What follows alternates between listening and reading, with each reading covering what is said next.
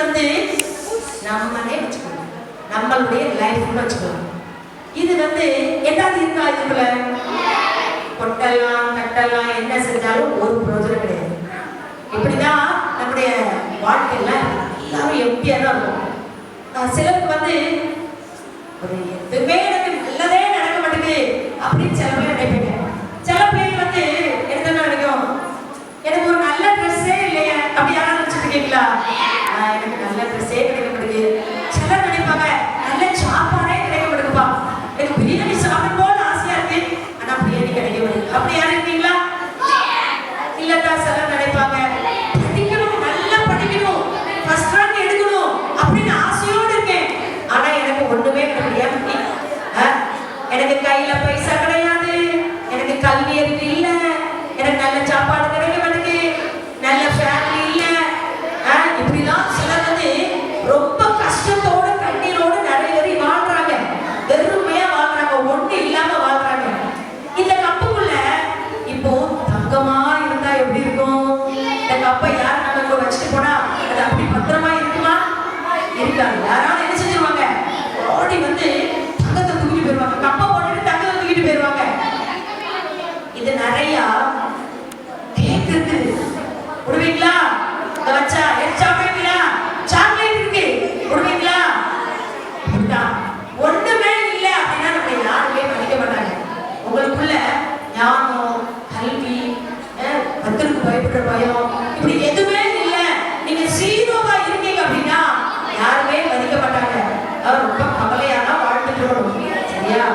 ஆனா இந்த மாதிரி பெருமையான ஒரு லைஃப் ஒரு நல்ல லைஃபா மாறணும் அப்படின்னு சொன்னா நீங்க வந்து யாரை ஏத்துக்கணும் அப்படின்னு சொன்னா ஏசப்பாவை.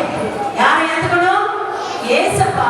இந்த வெறுமையான லைஃப்ல ஏசப்பா நம்ம வாழ்க்கைக்குள்ள வந்தாருன்னு வைங்களேன், ஏசப்பா நம்ம வாழ்க்கைக்குள்ள வர கவனிச்சுக்கோங்க. வெறுமையா இருக்கிற வாழ்க்கைக்குள்ள யார் வரணும்? உனக்கு எவ்வளவு படிச்சாலும் மண்டையில ஏறவே மாட்டேங்குது, எவ்வளவு சாப்பிட்டாலும் வயிறு நிறையவே மாட்டேங்குது, தொங்கி வருது, ஒரு திருப்தி இல்லை, என்ன செஞ்சாலும் திருப்தியே இல்லை. அப்படி ஒரு மன நிறைவேற்ற நிலையில ஒருவேளை நீ இந்த பிபிஎஸ் கூட வந்திருக்கலாம். ஆனா உனக்குள்ள ஏசப்பா வந்துட்டாரு பையன், உன் வாழ்க்கையே மாறிடும், உன் வாழ்க்கையே மலர்ந்துடும். யாருக்கெல்லாம் ஏசப்பா உங்க வாழ்க்கையில வரணும்னு ஆசைப்படுறீங்க? ஏற்கனவே யாருடைய வாழ்க்கையில எல்லாம் ஏசப்பா இருக்காரு இருக்காருன்னு சொன்னவங்க கை தூக்க பார்க்கலாம். எத்தனை டீச்சர்ஸ் வாழ்க்கையில ஏசப்பா இருக்காங்க? உங்களுக்கு குறைவா இந்த மாதிரி உங்க லைஃப் போயிட்டு இருக்கும். ஆனா அந்த பிபிஎஸ் உடைய ஃபர்ஸ்ட் டே ஆண்டவர் ஒரு வாழ்க்கைய அப்படி அழகா மாற்ற போறாரு, ரொம்ப அழகா மாற்ற போறாரு. நீங்க நல்லா கவனிங்க. நான் மேஜிக் அப்படின்னு சொல்லிட்டு சொல்றேன் நினைக்க கூடாது. ரியலா சொல்றேன், உங்க இருதயத்துக்குள்ள ஏசப்பாவை உள்ள கொண்டு வந்துருங்க. ஏசப்பா என் உள்ளத்துல வாங்க, நான் உங்க பிள்ளையா, நான் முற்றிலே நான் ஒப்பு கொடுக்கிறேன்னு சொல்லி நீ நிறைவா அவருக்கு ஒப்பு கொடுத்தனா இந்த வெறுமையா இருக்கிற லைஃப் எப்படி தெரியுமா மாறும்?